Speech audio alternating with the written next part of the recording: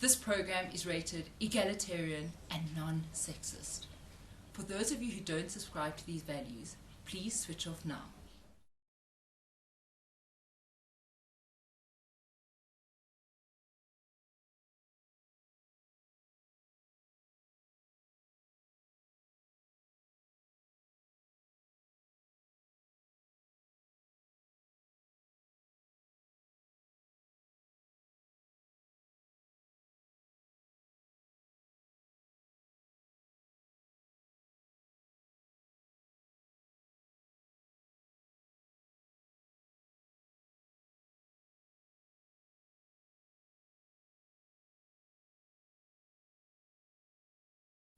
We're proud of being South African Jews. Many of us fought hard for democracy in this country. Part of that democracy is the equality that our Constitution protects and enshrines. Around the world, Jewish women are being excluded from public places in our communities. In South Africa, we know how hard the fight for equality has been. And we know how diligently we have to protect these rights. We are concerned about excluding women from public community events.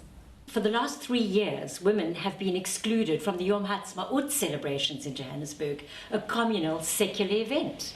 Women remain not allowed to sing on their own, certainly not allowed to perform at Yom HaShoah. The whole concept of Kol Isha, of a woman's voice being erva or prohibited in Judaism, is open to so many interpretations. We're not going to comment on the fact that the provision for women not to sing in front of men has only been around for 1,000 years. Or that the Song of Songs features women singing in front of men. היושבת בגנים, חברים מקשיבים לקולך השמיעיני. She who dwells in the garden, male friends, are listening to your voice. Let me hear it. If you look at some rabbis, they'll say that a woman can sing in front of men, provided that she's singing through a microphone.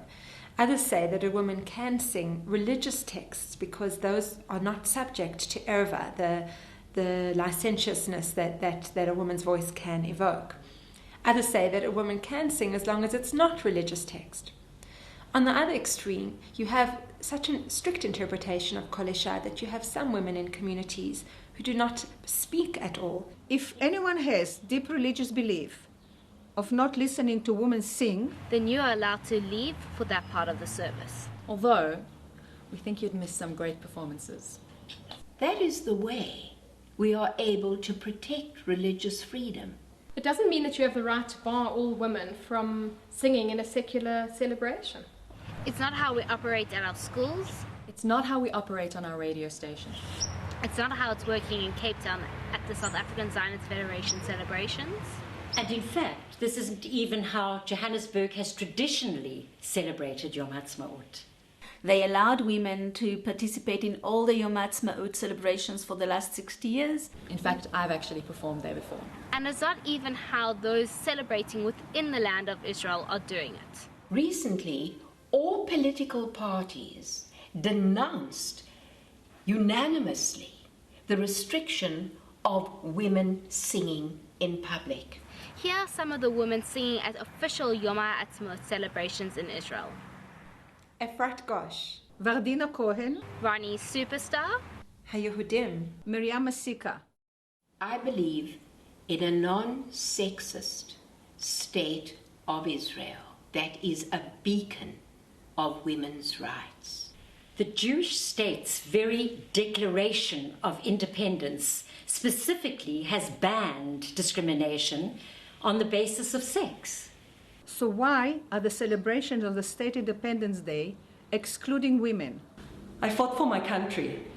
So why should I not be allowed to sing my national anthem on stage in my Independence Day celebration? South African Jewry is diverse, but we come together as a community to commemorate secular events, not as part of our synagogues, but under the banner of communal bodies. Those are events which are for all Jews, whether they are religious or not. Not all Jews are religious. not all Jews subscribe to the same reading of the halakha. We're calling on all South African communal bodies not to dampen 64 years. Since Israel's Declaration of Independence stated that it would ensure complete social and political rights to all inhabitants, irrespective of race, religion, or sex. Stick to it.